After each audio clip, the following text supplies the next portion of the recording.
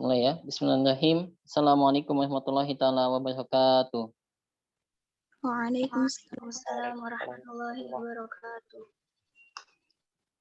Alhamdulillahilladzi akhrajana minadz zulumati ilan nur wa min ibadatil ibad ila ibadatil ibad wa min dunya ila syatat dunya wal akhirah wa min adyan wa adil islam. Asyhadu an la ilaha illallah wa asyhadu anna Muhammadan abduhu wa rasuluh la nabiyya wa la rasula ba'da. Sebelum Ustaz lanjutkan, Mbak Tia dan Mbak Tiasa silahkan dibuka dulu ya videonya. Alhamdulillah anak yang Allah Subhanahu wa taala, kita bertemu kembali dalam pembelajaran fikih di semester kedua ya, yang dimana semester kedua ini memang Ustaz khususkan pembelajarannya adalah sistem presentasi ya. Jadi kalian membuat materi yang sudah Ustaz bagi kalian kemudian menyampaikannya. Harapan Ustaz semuanya bisa aktif dalam pembelajaran gitu ya. Kan anak yang Allah Subhanahu wa taala, sekarang adalah presentasi dari Mbak Lain. Silahkan Mbak Lain menampilkan materinya. Ya, silahkan Mbak Lain untuk menyampaikan materinya.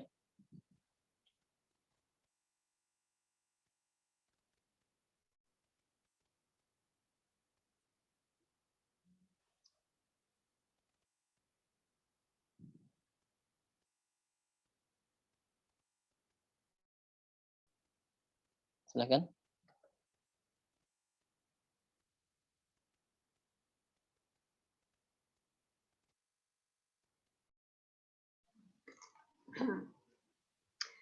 Oke, bismillahirrahmanirrahim. Assalamualaikum warahmatullahi wabarakatuh.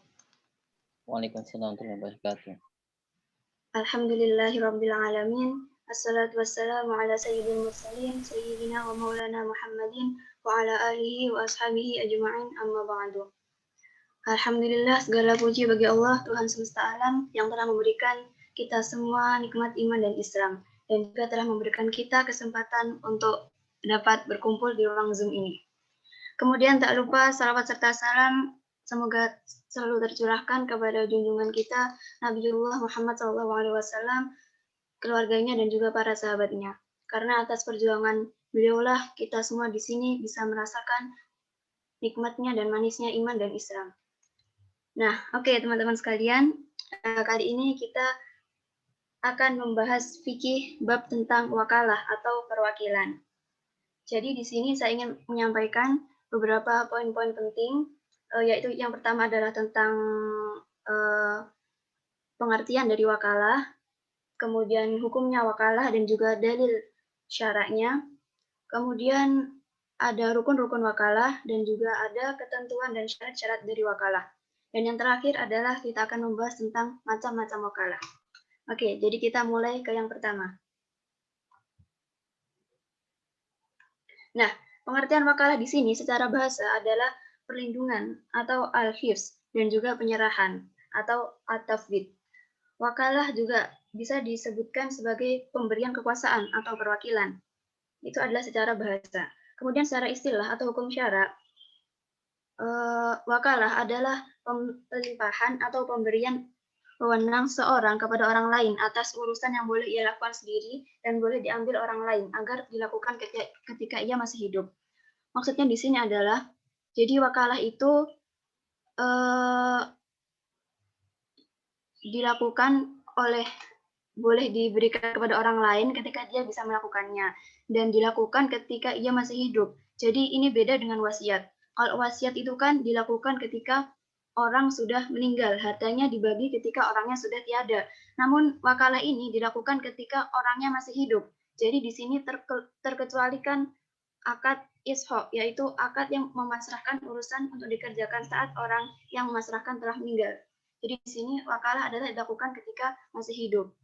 Dan pemberian wewenang kepada orang lain itu juga bisa dilakukan ketika ia sendiri juga bisa melakukannya.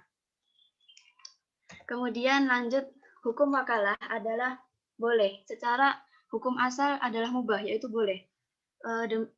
Dari sini dari syaratnya adalah dari Al-Quran, A'udzubillahi minasyaitonirrajim, fab'athu hakaman min ahlihi wa hakaman min ahliha. Maka kirimkanlah seorang hakam atau wakil dari keluarga laki-laki dan seorang hakam dari keluarga perempuan. Quran Surat An-Nisa ayat 35. Jadi di sini Allah berfirman bahwa jika ada perselisihan antara dua keluarga, maka diperbolehkan untuk mengirimkan wakil antara keluarga laki-laki dan keluarga perempuan. Kemudian dalil selanjutnya, A'udzubillahi minasyaitonirrajim. Innamas shadaqatu lil fuqara'i wal masakin wal 'amilina 'alaiha. Sesungguhnya zakat itu hanyalah untuk orang-orang fakir dan orang miskin dan amil zakat. Quran Surat At-Taubah ayat 60. Jadi di sini disebutkan ada amil zakat. Nah, amil zakat ini termasuk dalam hukum wakalah. Jadi amil zakat ini adalah orang-orang yang dipasrahkan, yang diberikan wewenang kepada seseorang untuk menyalurkan zakatnya. Kemudian juga ada dalil dari hadis Rasulullah Muhammad SAW, anna Rasulullah SAW wakala ibna Umayyah ad-Damri fi qabuli nikahi ummi Habibah Ramlah binta Abi Sufyan. Sesungguhnya Rasulullah SAW mewakilkan kepada Amr bin Umayyah ad-Damri dalam menerima pernikahan Ummi Habibah Ramlah binti Abu Sufyan. Hadis riwayat Al-Baihaqi. Jadi di sini juga diceritakan bahwa Rasulullah itu juga meminta diwakilkan untuk menerima pernikahan seseorang. Jadi dalam menerima pernikahan seseorang juga boleh untuk diwakilkan. Di sini ada hukum wakalah. Kemudian yang kedua, annahu sallallahu alaihi wasallam ba'atha su'ata li akhdhiz zakah. Sesungguhnya Nabi Shallallahu alaihi wasallam mengutus para petugas zakat untuk menarik zakat. Hadis riwayat Bukhari dan Muslim. Jadi ini sama dengan seperti ayat Al-Qur'an tadi, bahwa para petugas zakat juga termasuk adalah wakil dari orang yang ingin mengirimkan zakatnya. Nah, jadi hukum asalnya dari wakalah adalah mubah atau diperbolehkan. Namun, dia juga bisa menjadi sunnah ketika ada unsur tolong-menolong. Dan juga bisa menjadi wajib jika untuk mencegah bahaya yang terjadi pada orang yang memasrahkan. Seperti misalnya orang yang kelaparan memasrahkan orang lain untuk membelikan makanan.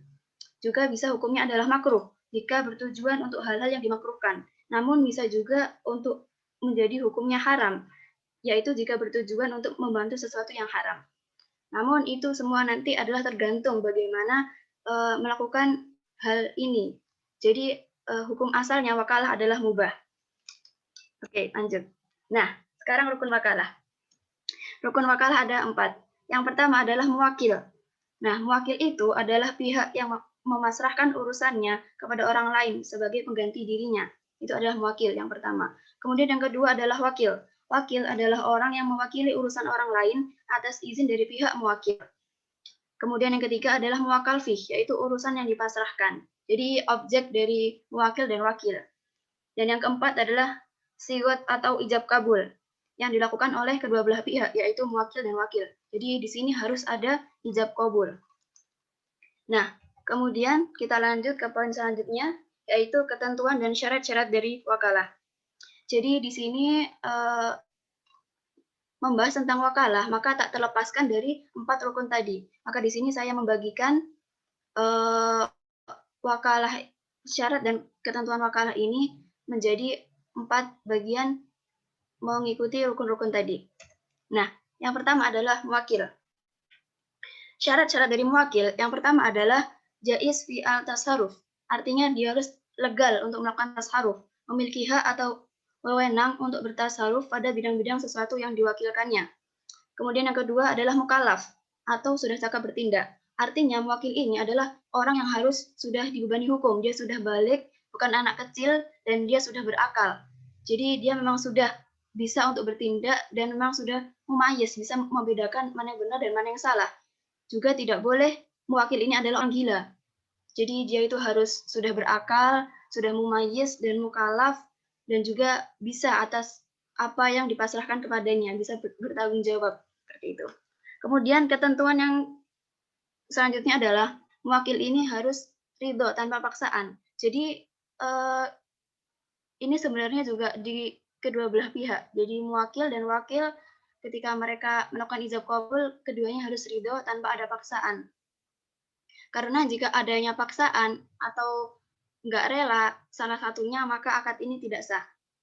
Dan ketentuan yang kedua adalah mewakil ini memiliki hak atas sesuatu yang dikuasakannya. Jadi mewakil ini dialah yang bertanggung jawab atas segala sebab dan akibat atas sesuatu yang dikuasakannya kepada orang lain.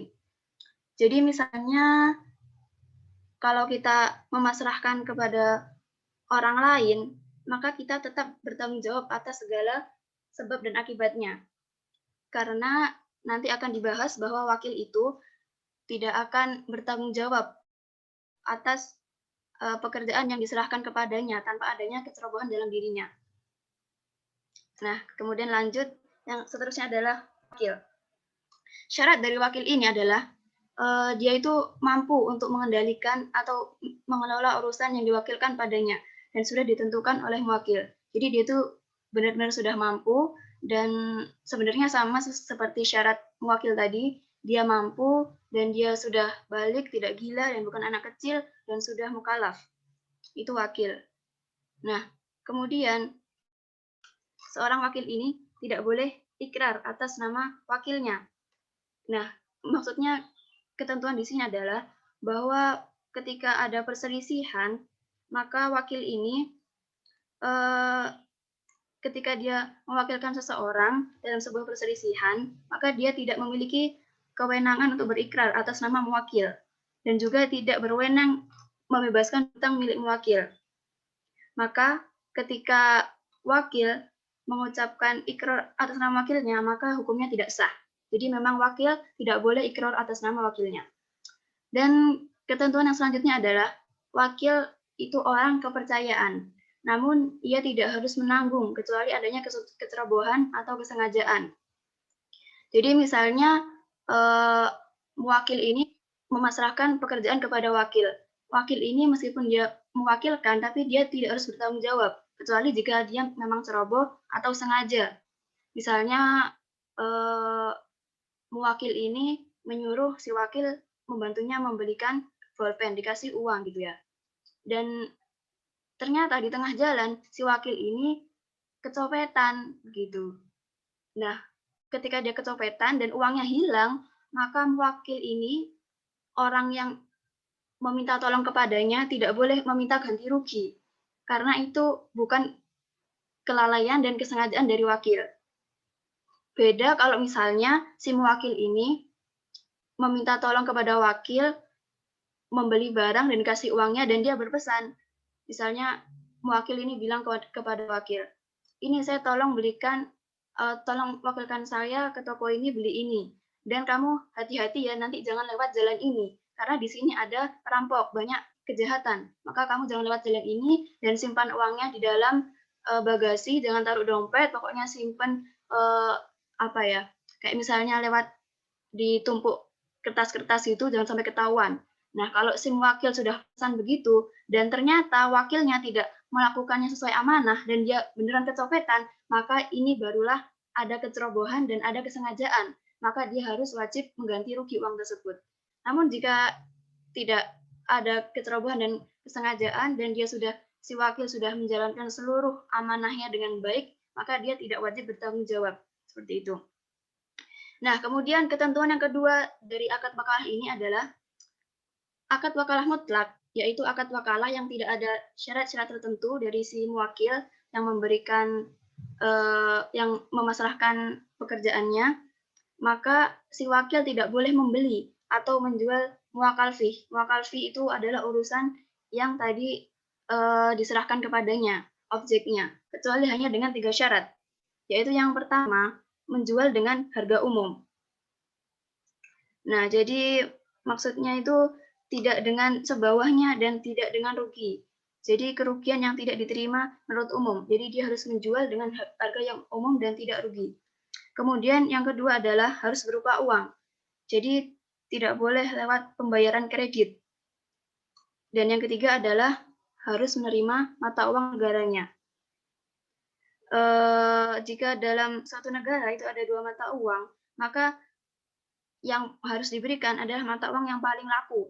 Jadi memang harus mata uang dari negaranya, ataupun kalau ada 2, dipilih yang paling laku. Begitu teman-teman.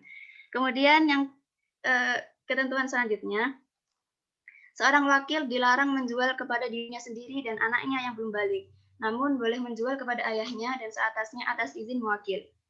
Jadi maksudnya adalah, di sini ketika wakil dipasrahkan melakukan suatu pekerjaan, maka dia ataupun menjual suatu barang, maka dia tidak boleh membelinya sendiri dan tidak boleh menjual atau memberikannya kepada anaknya yang belum balik dan masih kecil. Nah, namun di tadi itu tidak ada perbedaan pendapat ya. Jadi memang tidak boleh, wakil tidak boleh menjual kepada dirinya sendiri dan anaknya yang belum balik. Ini sudah pasti, tanpa atau tidaknya izin dari wakil. Namun yang kedua, ia boleh menjual kepada ayahnya dan seatasnya dengan izin wakil.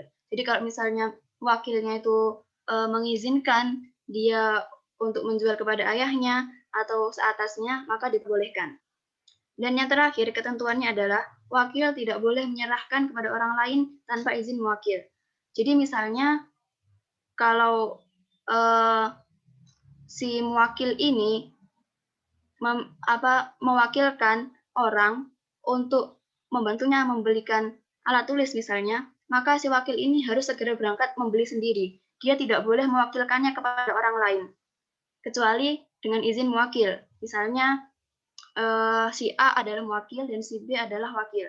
Si A minta si B untuk membelikannya bolpen. Namun ternyata si B itu lagi sibuk. Dia bilang ke si A, wahai si A, saya lagi sibuk, boleh tidak saya minta tolong si C untuk yang membelikannya. Nah, ketika si A, si wakil mengizinkan, maka boleh. Namun ketika tanpa sepengetahuan wakil, tanpa izin dari si A, maka si B ini, si wakil ini tidak boleh untuk menyerahkan muwakal fih kepada orang lain. Begitu. Jadi ini adalah syarat-syarat dan ketentuan dari seorang wakil dalam akad perkara. Selanjutnya adalah muwakal fih. Syarat muwakal fih yang pertama adalah bisa digantikan atau boleh dikuasakan ke orang lain. Jadi misalnya kalau muwakal fih yang diberikan adalah hal yang haram, kalau kita misalnya minta orang mewakilkan kita tentang hal yang haram, membayar suap misalnya, maka tidak boleh. Dan juga muwakal fih ini harus bisa digantikan. Maksudnya memang bisa kita lakukan sendiri dan bisa kita serahkan kepada orang lain. Jadi kalau misalnya kayak misalnya sholat atau puasa Ramadan itu kan harus diri sendiri yang melakukan, nggak boleh kita wakilkan kepada orang lain gitu. Jadi muwakal fih ini harus urusan yang boleh diwakilkan kepada orang lain. Ya kayak misalnya zakat itu boleh, kemudian haji itu juga boleh. Tapi puasa atau sholat itu kan tidak boleh. Jadi harus dibedakan mana urusan yang boleh untuk digantikan dan mana yang tidak boleh. Dan kemudian syarat yang kedua adalah muwakil memiliki wewenangnya. Jadi di sini yang menentukan muwakal fih adalah sang muwakil gitu. Dan selanjutnya muwakal fih harus jelas spesifikasi dan kriterianya meski hanya dari satu tujuan. Jadi kalau kita minta orang lain untuk mewakilkan kita, harus tahu apa yang diwakilkan gitu. Meskipun hanya dari satu sisi. Kayak misalnya, tolong wakilkan aku untuk menjual mobil ini. Nah, itu saja sudah boleh. Meskipun tidak rinci, tapi tetap harus diketahui mana muwakal fih yang akan dilakukan. Gitu, harus jelas. Dan kemudian selanjutnya adalah hak tasarruf tetap menjadi milik muwakil ketika dalam proses pemasrahan kepada wakil. Maksudnya di sini adalah ketika dalam proses pemasrahan kepada wakil, maka sang wakil ini punya hak untuk menentukan, maksudnya untuk memberikan syarat-syarat untuk bagaimana mengelola hak tasarrufnya gitu. Jadi ketika masih dalam proses, maka muwakillah yang memiliki hak untuk tasarruf. Namun ketika sudah selesai, maka itu adalah akad di antara mereka berdua. Oke, itu adalah tadi muwakal fih. Kemudian selanjutnya adalah ijab dan qabul. Syarat ijab qabul ini adalah adanya ungkapan dari muwakil yang menunjukkan kerelaan atas sebuah perwakilan yang ia lakukan. Jadi si muwakil ini orang yang diwakilkan ini harus berkata-kata yang menunjukkan dia rela atas perwakilan yang dilakukan. Kayak misalnya, seperti misalnya, aku mewakilkan kepadamu untuk menjual mobil ini, gitu. Maka harus ada kata-kata dari muwakil. Itu namanya ijab qabul, syaratnya. Dan kemudian yang kedua adalah syaratnya dari pihak wakil hanya cukup menerimanya atau qabul, meskipun tidak ada ucapan atau tindakan. Maksudnya itu ketika si muwakil sudah berkata-kata misalnya, saya wakilkan kepadamu untuk menjual mobil ini, maka si wakil tidak menolak, maka itu artinya dia sudah menerima. Jadi wakil ini tidak perlu ada ucapan atau tindakan. Asalkan dia tidak menolak, maka si wakil ini sudah menerima dan sudah melakukan qabul, seperti itu. Kemudian ketentuan yang ketiga dari ijab qabul adalah tidak boleh adanya ta'liq atau penggantungan dengan adanya sebuah syarat. Misalnya kita mau pergi haji dan kita bilang ke orang lain, bilang kalau tolong nanti wakilkan saya untuk menjual rumah ini ketika saya pulang dari haji. Nah, ketika pulang dari haji, ini adanya penggantungan, adanya syarat. Nah, itu tidak diperbolehkan dalam ijab qabul, hukum wakalah. Karena syarat ini tidak pasti. Kalau dia bilang, tolong wakilkan saya untuk menjual mobil ini setelah saya pulang dari haji. Nah, gimana kalau dia nggak pulang? Gimana kalau misalnya dia mati di dalam Mekah? Nah, itu kan masih tidak pasti gitu. Jadi tidak boleh adanya penggantungan, tidak boleh adanya syarat. Jadi secara ijab qabul harus langsung dilakukan dan nggak boleh adanya syarat atau ketika itu tidak diperbolehkan. Nah, kemudian ketentuan selanjutnya adalah sifat wakalah boleh dengan pembatasan masa tugas wakil. Jadi misalnya si muwakil ini minta wakil untuk melakukan suatu hal dan dikasih batas waktu, misalnya saya kasih kamu waktu 1 minggu atau 1 bulan, itu diperbolehkan dalam hukum wakalah ijab qabul. Nah, seperti itu hukum-hukum dan ketentuan syarat-syarat dari hukum dan syarat-syarat dari bab wakalah ini. Saya bagi 4 tadi dan semuanya masih mencakup. Ya, gitu. Kemudian selanjutnya kita membahas tentang macam-macam wakalah. Macam-macam wakalah, kategori pertama ada dibagi menjadi 2, yaitu al-wakalah al-ammah dan al-wakalah al-khassah, yaitu wakalah umum dan wakalah khusus. Wakalah umum adalah akad wakalah di mana pemberian wewenang bersifat umum tanpa adanya penjelasan yang rinci. Jadi di sini kita memberikan wewenang itu hanya bersifat umum, nggak ada penjelasan yang rinci. Seperti misalnya, tolong belikan aku apa saja komputer yang kamu temui. Gitu. Jadi nggak ada penjelasannya bagaimana komputernya, seperti apa komputernya, merek apa gitu. Jadi dia bersifat umum. Belikan saja aku komputer apa saja yang kamu temui. Gitu. Jadi nggak ada penjelasan rincinya. Maka ini termasuk wakalah umum, wakalah al-ammah. Yang kedua adalah al-wakalah al-khassah, yaitu wakalah yang khusus, di mana wakalah pemberian wewenang untuk menggantikan sebuah posisi pekerjaan yang bersifat spesifik dan telah dijelaskan segala sesuatu yang berkaitan dengan apa yang diwakilkannya. Jadi yang di sini tuh rinci dan jelas apa yang telah wakal siapa yang telah diberikan kepadanya. Seperti misalnya mengirim barang berupa pakaian, maka dijelaskan seperti apa secara rinci, atau juga misalnya menjadi advokat untuk menyelesaikan kasus tertentu, dan itu harus bersifat rinci dan spesifik, sehingga nanti wakil akan tahu apa yang seharusnya dilakukannya dan diwakilkannya. Kemudian, kategori kedua dari macam-macam wakalah adalah al-wakalah al-muqayyadah dan juga al-wakalah al-mulaqah. Al-wakalah al-muqayyadah adalah akad wakalah di mana wewenang dan tindakan si wakil dibatasi dengan syarat-syarat tertentu. Jadi misalnya, tolong kamu jual mobilku dengan harga 100 juta. jika kontan dan 150 juta jika kredit. Jadi di sini adalah akad wakalah di mana ada syarat-syarat tertentu. Nah, berbeda dengan al-wakalah al-mulaqah. Di sini adalah akad wakalah di mana wewenang dan wakil tidak dibatasi syarat dan kaidah tertentu. Jadi bebas. Jadi kayak misalnya jualah mobil ini tanpa menyebutkan harga yang diinginkan. Kalau tadi kan al-wakalah al-muqayyadah disebutkan syarat-syaratnya, harganya, dan ketika kredit ataupun kontan. Tapi di al-wakalah al-mulaqah ini tidak disebutkan. Jadi hanya diminta untuk menjual mobilnya tanpa disebutkan atau diberikan syarat tertentu.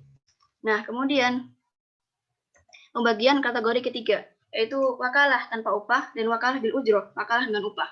Jadi wakalah tanpa upah ini adalah akad wakalah di mana sang wakil ridho dan rela tanpa paksaan bekerja gratisan tanpa bayaran. Jadi wakalah tanpa upah ini jadi wakilnya itu nggak minta bayaran dan dia ridho melakukan apa yang telah diwakilkan kepadanya dan hukumnya adalah boleh. Dan yang kedua adalah wakalah bil ujroh, adalah akad wakalah di mana sang wakil meminta imbalan atas pekerjaannya. Jadi ketika Rasulullah dulu itu meminta beberapa para sahabat untuk menjadi amil zakat, maka ada sebagian para sahabat yang minta imbalan atas pekerjaannya dan Rasulullah tidak menolak dan memberikannya, maka hukumnya adalah boleh. Jadi ketika wakil dipasrahkan sesuatu dan dia minta imbalan, maka itu tidak masalah, boleh-boleh saja. Jadi keduanya ini adalah hukumnya boleh, yang mana saja terserah gitu kan. Tapi yang wakalah bil ujroh ini, dia itu tidak bisa untuk dibatalkan sepihak. Oh ya, jadi wakalah ini adalah hukumnya adalah akad jaiz, yaitu akad yang tidak mengikat. Jadi dalam hukum wakalah ini dia bisa sekali waktu wakil atau wakilnya untuk membatalkan akadnya. Itu boleh saja karena wakalah adalah akad jaiz, akad yang tidak mengikat. Jadi bolehlah untuk kapanpun dimanapun si wakil maupun wakil untuk membatalkan akadnya. Meskipun tetap harus ada komunikasi. Tapi semuanya diperbolehkan. Misalnya kalau tiba-tiba pengen batalkan akadnya. Nah, namun beda dengan wakalah bil ujroh ini. Kalau wakalah bil ujroh ini, itu tidak boleh semata-mata dibatalkan. Jadi, kalau sudah wakalah bil ujroh adanya imbalan, maka harus terlaksana sampai akhir. Tidak boleh tiba-tiba ada yang ingin membatalkan akadnya. Seperti itu. Tapi semuanya hukumnya adalah boleh. Oke, sekian sampai di sini teman-teman sekalian. Jazakumullah khairan katsiran atas segala perhatiannya. Mohon maaf bila saya banyak salah kata dan banyak kekurangan, karena bagaimanapun saya ini adalah manusia biasa.